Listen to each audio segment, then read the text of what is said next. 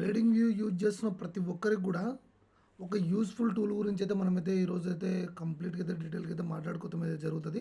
But దానికంటే ముందరగా మనం అర్థం చేసుకోవాల్సింది ఏంటంటే మనము మార్కెట్ సెంటిమెంటల్ వైజ్గా కూడా మార్కెట్ ఏ విధంగా రియాక్ట్ అవుతుంది, ఆ రియాక్ట్ అనేది ఎక్కడి నుంచి సపోర్ట్ తీసుకునే అవకాశం ఉన్నది అనేది యూజ్ చేసుకొని దీన్నైతే ఈ టూల్ని అయితే దీన్ని అయితే యూజ్ చేయడం అయితే జరుగుతుంది. బట్ టూల్ గురించి తెలుసుకోవడం ముఖ్యం కాదు, ఎక్కడెక్కడ మేజర్ సినారియోస్లో యూజ్ చేయాలనేది కూడా తెలియాలి. ఫస్ట్ ఆఫ్ ఆల్ ఇక్కడ చూడండి, ఇవంతా టూల్ సెషన్.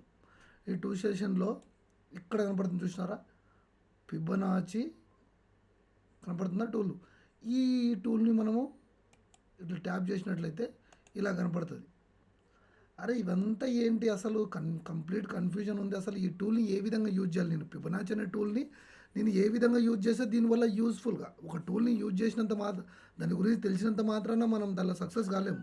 ఆ టూల్ని ఎక్కడెక్కడ యూజ్ చేయాలి, ఎక్కడెక్కడ యూజ్ చేస్తే మనకు మంచి ప్రాఫిట్ ఇచ్చే సిచ్యువేషన్స్ ఉంటాయి అని చెప్పేసి తెలుసుకోవడంలో మనకు కొంచెం బెటర్గా ఉండే ఛాన్స్ ఉంటుంది.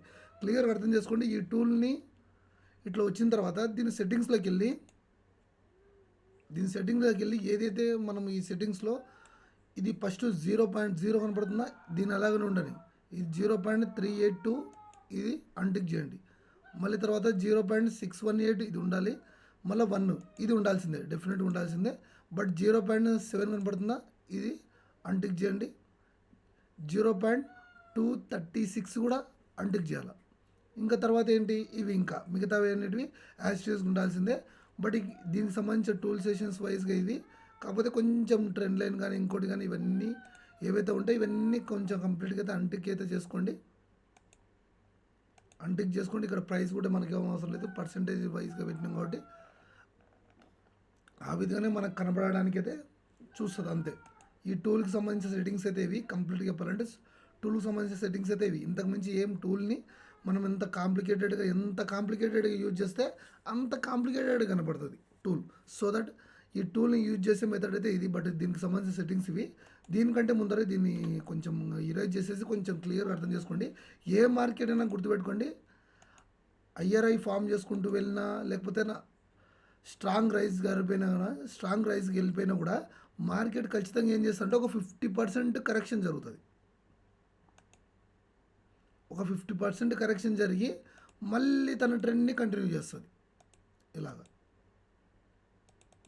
ఒక 50% కరెక్షన్ జరిగి ఒక 50% అంటే ఒక 100% రైజ్ జరిగితే దానిలో 50% ఫాల్ అవుతుంది. ఆ 50% ఫాల్ అయ్యి అక్కడి నుంచి కూడా పైకి వెళ్ళిపోతుంది. దాని మీనింగ్ ఏమంటే చాలామంది ఏమనుకుంటారంటే ఇక్కడనే సపోర్ట్ జోన్ ఉంది కదా బ్రదర్, ఇక్కడనే సపోర్ట్ జోన్ ఉంది, ఎస్ఎంసీ వైజ్ కానీ ఇంకొక వైజ్ కానీ ఇక్కడ సపోర్ట్ జోన్ ఉంది, ఇక్కడికి రాకుండా ఎటువంటి ఆర్డర్ బ్లాక్స్, ఎస్ఎంసీ వైజ్గా ఎటువంటి ఆర్డర్ బ్లాక్స్ లేవు, ఇంకోటి ఏం లేవు కదా ఇక్కడ. ఎక్స్పెషల్లీ ఇక్కడి నుంచి సపోర్ట్ చేసుకొని ఎందుకు వెళ్తుంది పైకి అని చెప్పేసి చాలామంది క్వశ్చన్ చేస్తారు. బికాస్ ఎందుకంటే మార్కెట్ ఏ కండిషన్ అయినా వైజ్గా కూడా వెళ్ళినా కూడా మార్కెట్ ఏం చేస్తుందంటే రైజ్ అయ్యేటప్పుడు అగ్రెసివ్గా రైజ్ అయినా కూడా ఒక 50% ఫాల్ అయ్యి పైకి వెళ్ళాల్సిందే. అప్పుడు సపోర్ట్ జోన్ ఉన్నా లేకపోయినా ఇంకోటైనా ఇది రియాక్ట్ అవ్వకుండా వెళ్తూనే ఉంటుంది. అదేవిధంగా డౌన్ సైడ్ కూడా అంతే, ఫాల్ అవుతున్నప్పుడు డ్రాస్టిక్గా ఫాల్ కాదు, ఒక 50% కరెక్షన్ ఇచ్చి మళ్ళీ అక్కడి నుంచి కంటిన్యూ ఫాలోయింగ్ జరుగుతుంది.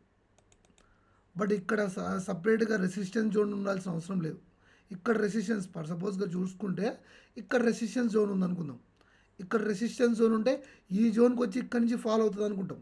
లేకపోతే ఇక్కడ ఆర్డర్ బ్లాక్ జోన్ అనుకుందాం, ఎస్ఎంసీ వైజ్గా this is order black zone అనుకుంటే ఇక్కడ నుంచి వచ్చి రెసిస్టెన్స్ ఫేస్ చేస్తే ఇక్కడ నుంచి ఫాలో అవుతుంది అనుకుంటారు చాలామంది.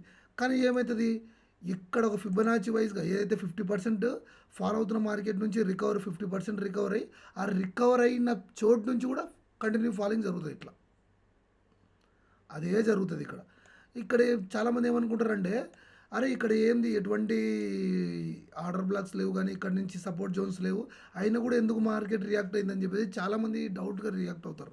అంటే అదొక డౌట్ రైజ్ అవుతుంది. ఏ విధంగా డౌట్ అంటే ఎటువంటి జోన్స్ ఇక్కడ లేనప్పుడు కూడా మార్కెట్ ఎక్కడ ఎక్స్పెక్ట్ చేసి పైకి వెళ్ళింది, లేకపోతే ఎక్కడ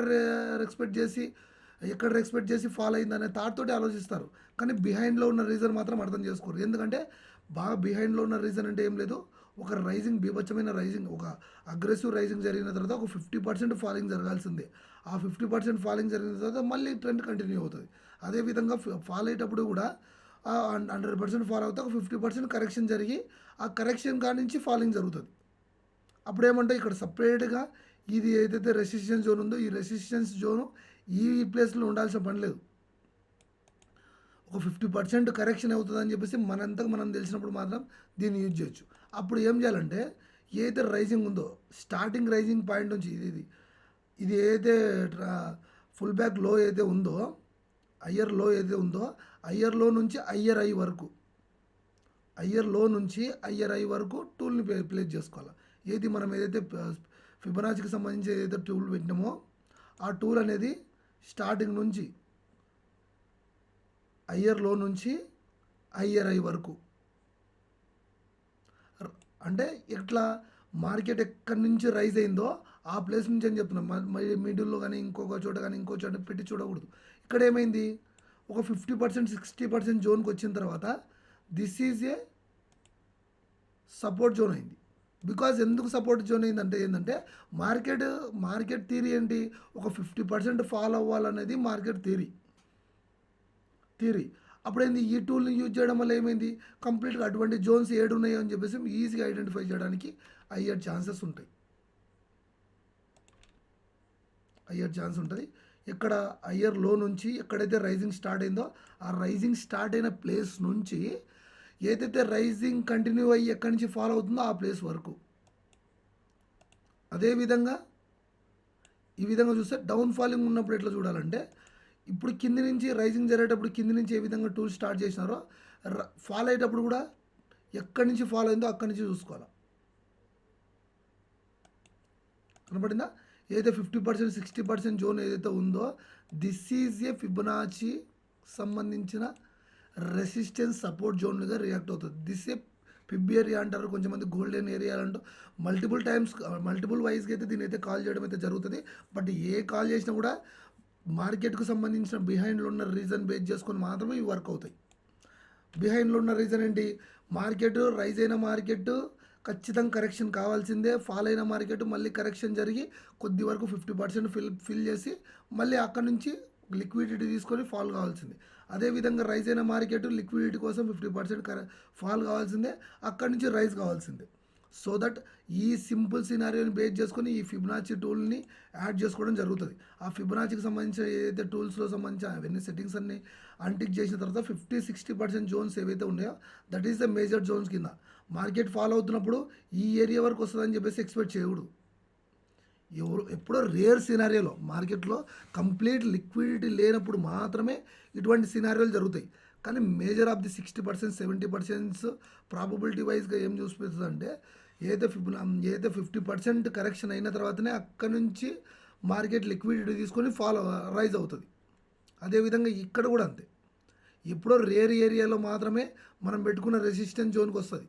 మిగతా టైం 70-80% టైమ్స్ వరకు కూడా ప్రాబబిలిటీ ఎక్కడ ఉంటుంది 60-50 ఏదైతే ఉందో ఈ బిట్వీన్ల మధ్యలో ఉంటుంది. ఎందుకంటే మార్కెట్ ఫాలో అవుతున్న మార్కెట్ ఏంటి మనకు ఫస్టే ఐడియా ఉంది. ఏం ఐడియా ఉంది, మార్కెట్ రైజ్ అయిన మార్కెట్ ఖచ్చితంగా ఫాల్ కావాల్సిందే, ఫాల్ అయిన మార్కెట్ మళ్ళీ 50% కరెక్షన్ కావాలి అక్కడి నుంచి ఫాల్ కావాల్సిందని చెప్పేసి మనకు తెలుసు కదా ముందరనే. దాన్ని బేస్ చేసుకొని ఇది వర్క్ అవుతుంది అంతే. క్లియర్గా చెప్పాలంటే అంతే. అంతకుమించి ఏం పెద్దగా దీని గురించి డీప్గా థింక్ చేయాల్సిన అవసరం లేదు. క్లియర్గా అర్థం చేసుకోవాలి. 50% కరెక్షన్ జరిగిన తర్వాతనే మార్కెట్ మూమెంటం జరుగుతుంది. అది చాలా 100 ట్రేడ్స్ తీసుకుంటే 100 చార్ట్స్ చూసుకుంటే 100 చార్ట్లో 70-80 చార్ట్స్లో కూడా ఇదే వైజ్గానే రియాక్ట్ అవుతుంది. ఏది ఫిబొనాచి టూల్ని యూజ్ చేసుకొని మనం 50% 60% జోన్ డ్రా చేసుకుంటే ఆ జోన్ నుంచి రియాక్ట్ అవుతుంది. అదేవిధంగా ఫిబొనాచి టూల్ని ఇప్పుడు రైజ్ అయిన ప్లేస్ నుంచి పైకి పెట్టుకుంటే 50-60% జోన్స్ వస్తాయి. అదేవిధంగా ఫాల్ అవుతున్నప్పుడు ఏదైతే 50-60% జోన్ ఉంటుందో that is the major zone, అక్కడ నుంచి ఫాలింగ్ జరుగుతుంది. అది బేస్ చేసుకుని మాత్రమే మార్కెట్లో కండిషన్స్ అనేటివి ఈక్వల్గా ఉంటాయి. దాని వైజ్గా ఏమైనా ఎంట్రీస్ వస్తే కూడా ఏ విధంగా మనం ఐడెంటిఫై చేయాలనేది మనం ఇప్పుడైతే డిస్కస్ చేసుకుందాం. కొంచెం ప్రాక్టికల్ చార్ట్లోకి వెళ్ళి ఏదైనా కనపడితే మాత్రం ఎక్కడి నుంచి అనేది చూద్దాం. ఇక్కడ ఏం జరిగింది క్లియర్గా మనం ఐడెంటిఫై చేస్తే ఇక్కడ ఫిబొనాచికి సంబంధించింది ఒక టూల్ వైజ్గా ఏది ఎక్కడి నుంచి మార్కెట్ బాగా మీరు ఐడెంటిఫై చేయాల్సింది ఏంటంటే క్లియర్గా ఐడెంటిఫై చేయాల్సిందంటే యూ షుడ్ అండర్స్టాండ్ ఇట్. దాని గురించి అర్థం చేసుకోండి. కొంచెం లిసన్ కేర్ఫుల్లీ. ఇక్కడ నుంచి మార్కెట్ స్టార్టింగ్ రైజింగ్ ఇక్కడ నుంచే కదా జరిగింది. ఇక్కడ నుంచి ఫిబొనాచి టూల్ పెట్టుకుందాం. ఎక్కడి వరకు 60% జోన్ ఉందా? This is a major zone. ఈ జోన్ నుంచి ఎక్స్పెక్ట్ చేసి పైకి వెళ్ళిందా? వెళ్ళింది. అదేవిధంగా ఇంకా చూద్దాం.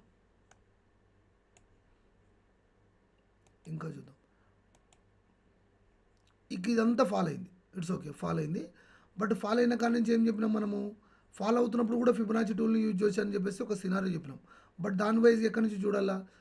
ఏదర్ రైజింగ్ ఫాలింగ్ ఎక్కడైతే స్టార్ట్ అయిందో అక్కడి నుంచి చూద్దాం. వచ్చిందా? 50% 60% జోన్కి వచ్చిందా? ఈ జోన్కి వచ్చి ఇక్కడ నుంచి ఎక్స్పెక్ట్ చేసి కింద డౌన్ ఫాల్ అయింది. అదేవిధంగా ఈ రెండు సినారియోలే కాదు, మార్కెట్లో మల్టీ కండిషన్స్ ఉంటాయి. సో అవి కూడా డిస్కస్ చేసుకుందాం. ఇక్కడ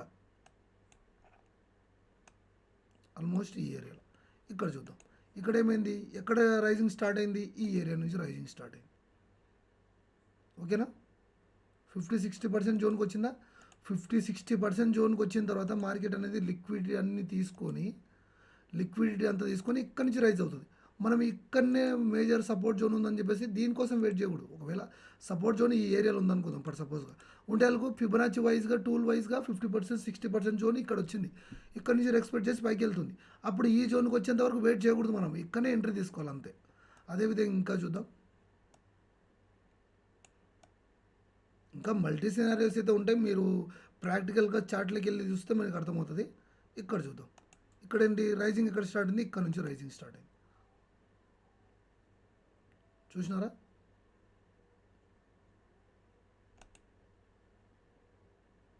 ఇక్కడ మనము బాడీ వైజ్గా చూసుకోవచ్చు, విక్స్ వైజ్గా చూసుకోవచ్చు. మేజర్గా చెప్పాలంటే నేను బాడీ వైజ్గానే చూస్తాను. చూసినారా? బట్ ఎందుకు ఇక్కడ నుంచి కరెక్షన్, ఇక్కడ నుంచి సపోర్ట్ తీసుకొని ఎందుకు ఏంటంటే మార్కెట్ రైజ్ అవుతున్న మార్కెట్ 50% కరెక్షన్ కావాల్సిందే. ఆ వైజ్గా వచ్చి ఎక్స్పెక్ట్ చేసి పైకి వెళ్ళింది. మళ్ళీ అదే విధంగా చూద్దాం. ఇక్కడ నుంచి ఫాలో అయింది కదా. ఫాలో అయితే ఎక్కడి నుంచి ఫాలో అయింది? ఫర్ సపోజ్గా ఈ నుంచి ఫాలో అయింది. బట్ ఎక్కడి నుంచి చూద్దాం. చూసినారా? ఏంటి? 50% జోన్కి వచ్చిన తర్వాత ఎక్స్పెక్ట్ చేసి మళ్ళీ అక్కడి నుంచి డౌన్ ఫాల్ అయింది. చూడండి, అయిందా? ఇక్కడ నుంచి డౌన్ ఫాల్ అయింది. ఇట్లా మల్టీ సినారియోస్ వైజ్గా ఉంటుంది. బట్ మన దగ్గర ఉన్న రూల్ ఏంటంటే మార్కెట్ రైజ్ అవుతున్న మార్కెట్ ఒక 50% కరెక్షన్ అయ్యి తర్వాత రైజ్ అవుతుంది అనేది మన కాన్సెప్ట్. క్లియర్గా చెప్పాలంటే దీనికి ఇక్కడ చూడండి, రైజ్ ఫాలింగ్ ఎక్కడ స్టార్ట్ అయింది? ఇక్కడ నుంచి స్టార్ట్ అయింది. యాది 50% 60% జోను.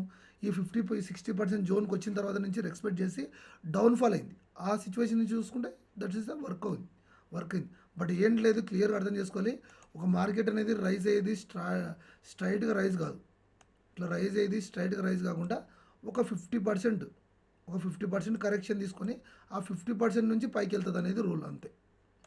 అప్పుడు ఏం చేయాలి? ఫిబొనాచి టూల్ని యూజ్ చేసి ఈ నుంచి ఈ లో నుంచి ఏదైతే రైజింగ్ స్టార్ట్ ఎక్కడైందో అక్కడ నుంచి పెట్టుకుంటే మనకి ఏదైతే ఫిబ్కి సంబంధించిన 50% 60% ఏదైతే జోన్స్ వస్తాయి ఆ జోన్ నుంచి ఎక్స్పెక్ట్ చేసి పైకి వెళ్తున్నారు అంతే.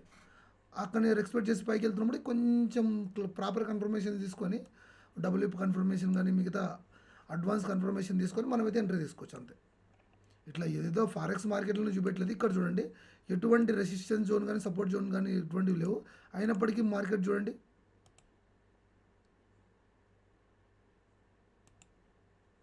60% 50% జోన్కి వచ్చిందా?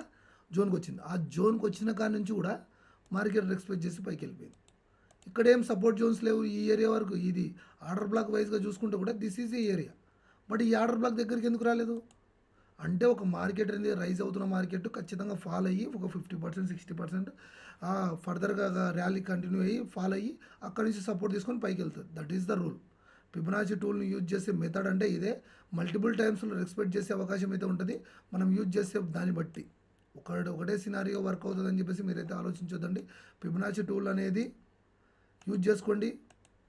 ఖచ్చితంగా మాత్రం ఇయర్ వైజ్గా మనకైతే ఛాన్సెస్ అయితే ఉంటాయి. దీంట్లో కూడా అన్నీ మనము కనపడినటువంటి పెట్టుకోకుండా ఈడకు సంబంధించిన ఏవైతే ఉన్నాయో అవి మాత్రం టిక్ చేసుకొని మిగతావన్నీ అన్టిక్ చేస్తే సరిపోద్ది. ఇలాగ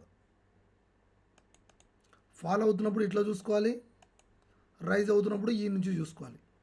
బట్ అది అంటే ఏంటి, రైజ్ అవుతున్న మార్కెట్ నుంచి ఈ నుంచి స్టార్ట్ అవుతే ఖచ్చితంగా 50% కరెక్షన్ ఇచ్చి అక్కడి నుంచి పైకి వెళ్తుంది. That is the rule. That is the rule. ఇంకొక రూల్ ఏంటి,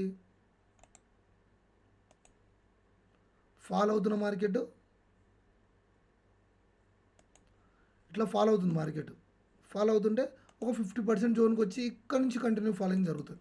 సో దట్ మేజర్గా వైజ్గా ఫిబొనాచిని యూజ్ చేసే మెథడ్స్ అయితే ఇవి. ఫిబొనాచికి సంబంధించిన ప్రతి సెట్టింగ్స్ కూడా మనమైతే చూపించడం అయితే జరిగింది.